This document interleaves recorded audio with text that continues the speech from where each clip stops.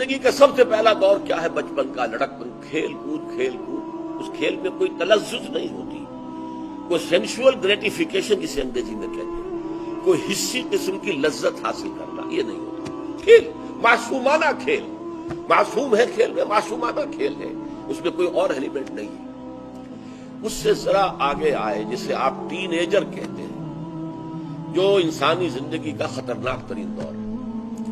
اب یہاں نرا کھیل نہیں رہ جاتا، معصوم کھیل نہیں رہ جاتا، تلذذ لذت سے بنا ہے، لذت سے باب تفاعل، لذت حاصل کرنا، یہ تلذذ جو ہے شامل ہو جاتا ہے۔ آنکھوں کی تلذذ کیا ہے؟ حسین شے کو دیکھنا، حسین صورت نظر آئی ہے، آنکھوں کو لذت محسوس ہوئی۔ کانوں کا تلذذ کیا ہے؟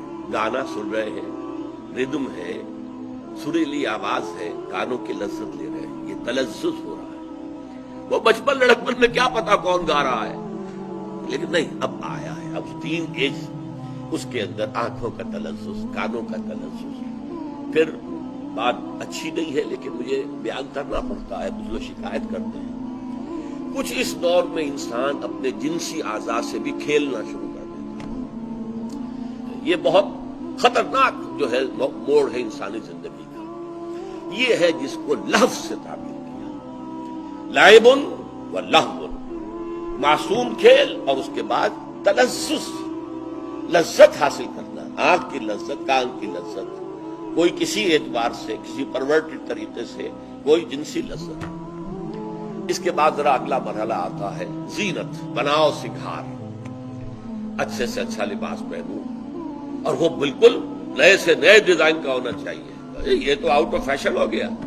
کبھی پتلون جو ہے اس کے بہت چوڑے جو ہے پانچے کر دیے جاتے تھے، اس وقت ایک انسان کہتا تھا یہ پرانی پتلون میں نہیں پہن سکتا، اس کے تو موری بڑی تنگ ہے۔ آج تو زمانہ بدل گیا، کبھی یہ ہے کہ تنگ موری کا معاملہ ہو گیا۔ فیشن بدلتے رہتے ہیں، اور ایسے بدلتے ہیں کہ خاص طور پر پیرس کہ جو کہ دنیا میں فیشن کا سب سے بڑا مرکز ہے، اس کا لطیفہ مشہور ہے کہ ایک درزی کو ایک نیا ڈیزائن لے کر اس نے بنایا تھا، بھاگا ہوا جا رہا تھا۔ بھاگ کیوں رہے ہو؟ میں چاہتا ہوں جلد سے جلد اپنے کسٹمر کو پہنچوا دوں اس سے پہلے کہ فیشن بدل جائے۔ اب فیشن بدلتے تو دیر نہیں لگتی، تو میری ساری محنت جو ہے وہ رائے گاں ہو جائے گی کہ فیشن تو بدل گیا، تم آج لے کر آئے ہو، 15 دن کے بعد لے کر آئے ہو میرے پاس۔ تو یہ جو ہے اب خاص طور پر عورتوں میں بھی بناؤ سنگھار، لڑکیوں میں، جوان لڑکیوں میں، لڑکوں میں بھی، مردوں میں، عورتوں میں زینت صحیح نظر آؤں میں معاشرے کے اندر۔ کوئی یہ نہ کہہ دے کہ یہ تو بڑا کوئی پرانا قسم کا آدمی ہماری محفل میں آ گیا، یہ کون ہے؟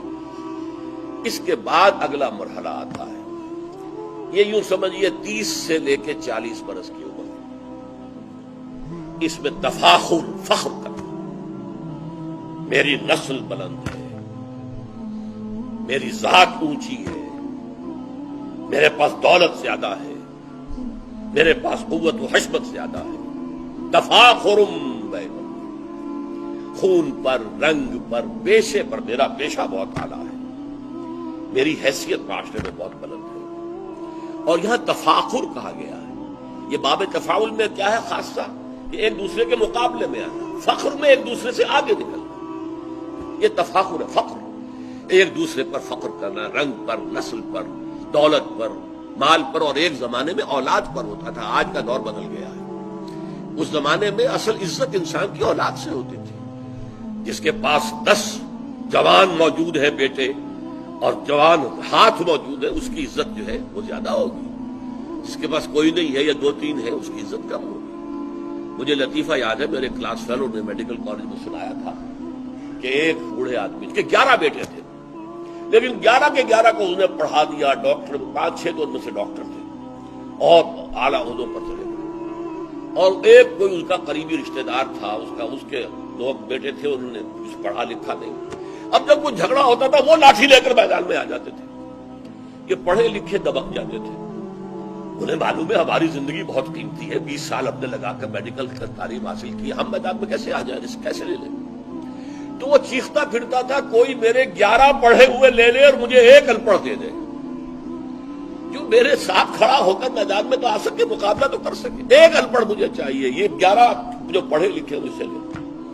تو اولاد کی کثرت جو ہے یہ بہت بڑی فخر کی بات ہے۔ اب اس کے بعد جب انسان، یہ 40 برس کے بعد ہوتا ہے جب عمر ڈھلنی شروع ہوتی ہے، اب تفاخر کا معاملہ ختم، اب تکاثر، زیادہ سے زیادہ دولت، زیادہ سے زیادہ مال، زیادہ سے زیادہ اولاد، تکاثر میں کثرت سے مقابلہ کرنا۔